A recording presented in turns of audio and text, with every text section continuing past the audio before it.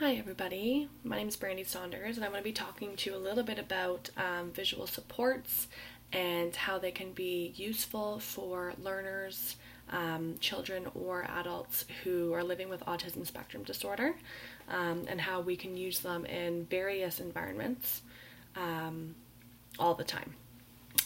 So my two partners who are doing this with me as well have each chosen a specific visual support that they are going to later explain how to use and give examples for you. And I'm just going to go a little bit into detail about the background of visual supports and how they can help learners with ASD. So visual supports themselves are used by all individuals on a daily basis. If you think about making a grocery list, or a visual planner, or having your calendar on your iPhone, just reminding you about an appointment that you might have or something that you want to do next week. Visual supports are seen around every day, all of the time. But ultimately, with autism spectrum disorder, they're used to support and enhance the daily performance and communication skills for individuals who may lack skills in that area. And individuals with ASD in general experience various skill deficits, but especially with their communication skills. So having the opportunity to use a visual support on a daily basis can definitely create multiple strategies and increase support for these individuals to become more successful in their various environments.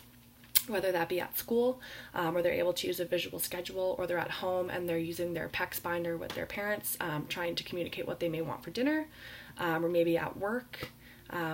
It obviously depends and is different for every individual, but they can be useful in all aspects. What's more important as well is that visual supports can be used in the form of an antecedent or an instruction, and help to evoke or prompt a target behavior. So if you're thinking about working in the classroom, if a learner is unable to understand or perform the behavior correctly under auditory instructions, for example, using a visual schedule or a social story, or pictorial task analysis of how to wash your hands or go to the bathroom. These visual supports can definitely help a learner with ASD understand the expectations and the instructions that they're expected to do, compared to just kind of saying it out loud. Visual supports definitely can enhance the way that they understand the instruction that you're giving them. So most of all, they're created to help individuals understand what is expected of them, and it kind of helps them go through the procedures a little bit easier, in order to complete the process on their own without the help of an instructor, or a caretaker, for example. So a few of the main types of visual supports. I think, in my opinion, the most important are visual schedules. We also see a lot of first, then, or token boards. PECS is also very important for a learner who is nonverbal, because the picture exchange communication system in general provides support for people who are not able to physically speak on their own behalf. The PECS visual support itself is used to provide support and increase the verbal communication for someone who is nonverbal. It's obviously available in the classroom, where the learner is able to use a PECS binder that they can also bring home and have with them in any natural environment that they might be in. So the system in general uses visual examples or photos or images of something or many things to request a desired item, activity, or action, for example. This system also uses error correction procedures to promote proper learning strategies, of course, and increase independent communication within all natural settings. So that is definitely an important visual support that we see a lot in our clinical settings and our home settings as well. And for example, the first then board would look a little bit like this. So this is very simple to use as well. You can use writing, you can use pictures, images, objects. So basically you would start off by saying, if we want the learner to work or complete 5 questions, we would write first, we complete 5 questions, and then they would have their reinforcement in this area here that they would be working towards. So if the child's reinforcement or top reinforcement per se is chocolate, then we would say first we complete 5 questions, then we get a piece of chocolate. So we can write that in that space, or we can also put a chocolate bar in here and have our work setting or our independent desk photo here, so the child is able to understand what they're doing first and what they're getting out of it after. We also can use visual schedules. So this is an example of how a child would take the steps necessary to calm down. So it just explains through pictures here. For example, First, they would sit on the chair, feet on the floor, fold their hands, take 3 deep breaths, count to 10, and good work. So being able to look at this schedule, say in a separate room while they're taking a time out, would definitely give them the opportunity to understand the visual pictures in front of them and understand what they need to do in order to get out of that timeout and go back to work or go back to play. So another few examples of visual supports include social stories.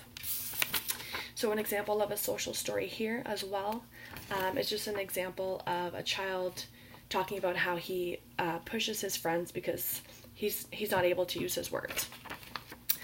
So basically, this could help a child in order, or write out the order of steps and what he might need to do or she might need to do in order to understand the actions that are expected of them and what their appropriate response or reaction should be in various environments.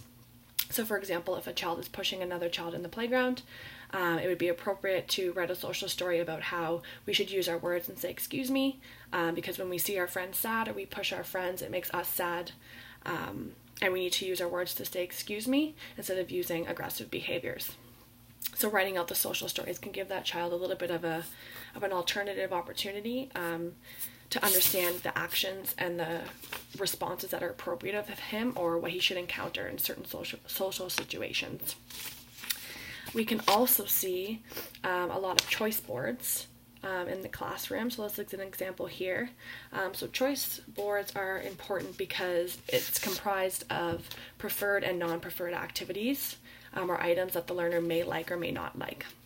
So this kind of gives them the opportunity to look at all the options that are given to them, and they may only be allowed to pick 1, 2, or 3 per se in this example out of all the options given.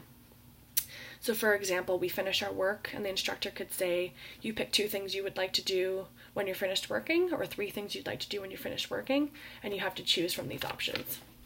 So the child would then have to look at all of the options that he is given and choose the 3 specific ones that he would like to do when he has done his work. So some advantages of visual supports definitely, I think they have a huge advantage to help learners with transitioning. This can be a large issue for children and adults with ASD, which in turn might provoke problem behavior as well if they're unable to transition from one period to the next. So a visual schedule, for example, can help transition a child or learner from leaving the house or leaving toys behind in the toy room to go to dinner, just so that they understand the steps of process and what they need to do before they can go back to getting those toys. It can also help and assist learners with the ability to become more independent and learn the skills necessary for playtime in the playground and in the classroom, for social and daily living skills as well. And this creates a brighter future for the individual on their own. I also think that it decreases the dependency level on instructors as well. Obviously caretakers or parents are involved in this as well because they are able to use their visual supports to increase their skills. It also has benefits of helping learners have a constant routine. If they're able to see their visual schedule or create one on a daily basis, they're able to have that routine that they're able to stick to. And it obviously provides the learner with the opportunity to expand their ability to interact with others in various environments.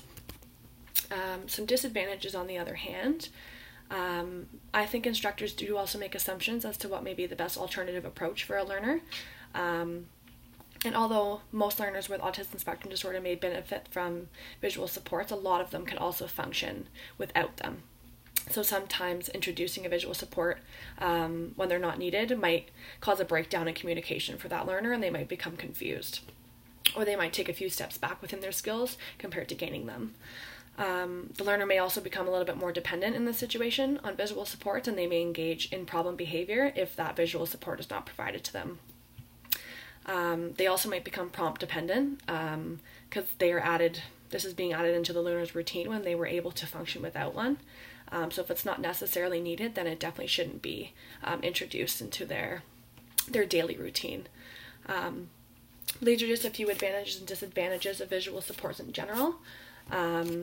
Obviously, if anyone has any more questions, please feel free to ask away, and my 2 partners are going to continue to explain the visual supports that they have chosen, which is visual schedules and token boards. I hope you all enjoyed the presentation.